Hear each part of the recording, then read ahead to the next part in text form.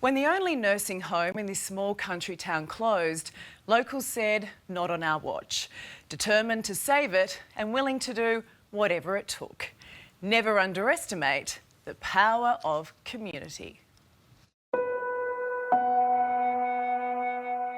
Well, it was extremely hard, very traumatic to have to uproot your elderly parent. It's very hard being on your own in a house, keeping stoking the fires all the time, you know.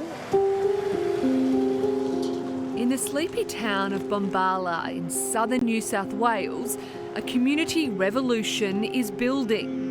What we need is clearly local people caring for our own local people.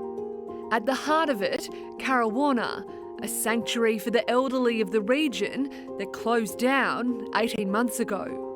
It became very obvious that the requirements, the bureaucracy and the costs of bringing labour in made it unviable. Walking through the aged care centre, it's frozen in time.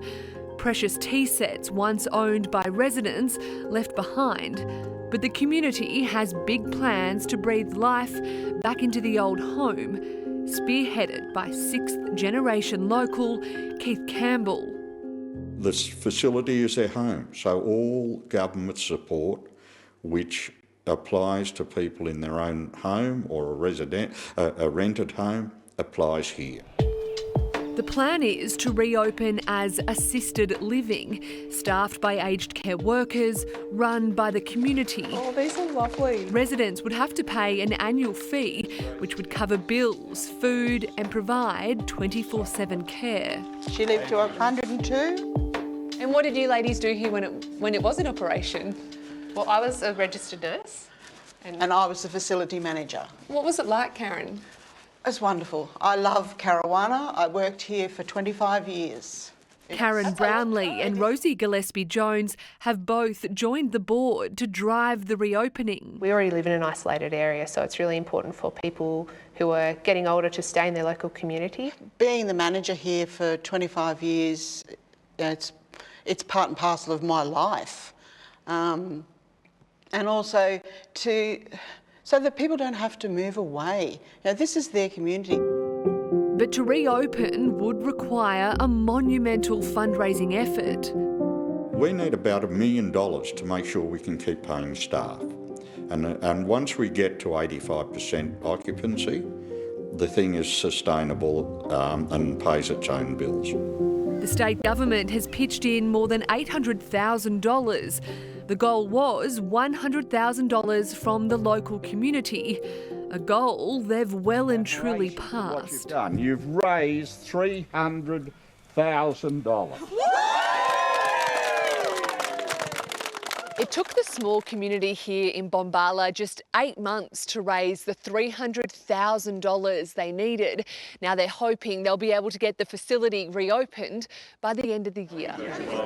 For the families whose loved ones were forced to move away due to the closure, it's bittersweet. Caruana means a family affair to me, a family community. Arthur Dracopoulos runs the local cafe. His 95-year-old mother Helen lived at Caruana until it closed. Now she's nearly 2 hours away. For daughter-in-law Dina, it's a grief she still struggles with. Absolutely horrible, to the point where my mother-in-law still resents me, thinking that I'm the one that moved her. Caruana is so much to me and my family. My family have been here for generations, and mostly that my grandfather, Lou Joseph, was here for 6 years. Lou was a local legend.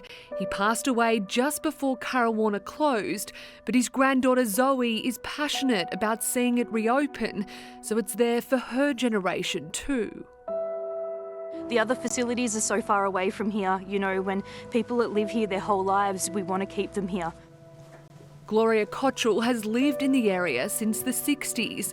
She wants it to reopen so she can make the move. I've got an eye on a couple. Lovely room for a fridge. My son just lives over. I can see his place from here. So, it's good. The advertising has officially started for staff, But fundraising isn't stopping, the latest offering a cheeky calendar from the locals. Hi, I'm Pam and I'm January. G'day, I'm Keith and I'm February. I'm Rosie and I'm Miss May. Hi, I'm Karen and I'm August. Hi, I'm Charlie and I'm September. Lucy and I'm Miss October. You've both got your kid off for it. Yes. You're in the nudie calendar. How was that, Karen? It was just something, a new experience. It was a bonding experience. They are wearing very little, hiding as much as we can, I must say. A quilt started in the 70s bears the names of everyone who has ever lived and worked at Currawanna, soon to be hung back in its home. And we can't wait to rehang it in the foyer and add names across the top for new residents coming in. Keith says he's an open book, and if other communities want to follow suit, they just need community support. It astounded me. And you have to, when you talk to people in this town, just congratulate them. Give us your money, quick. Well done, Bombala. And the money keeps pouring in. That calendar, that raunchy calendar, has already raised another $25,000.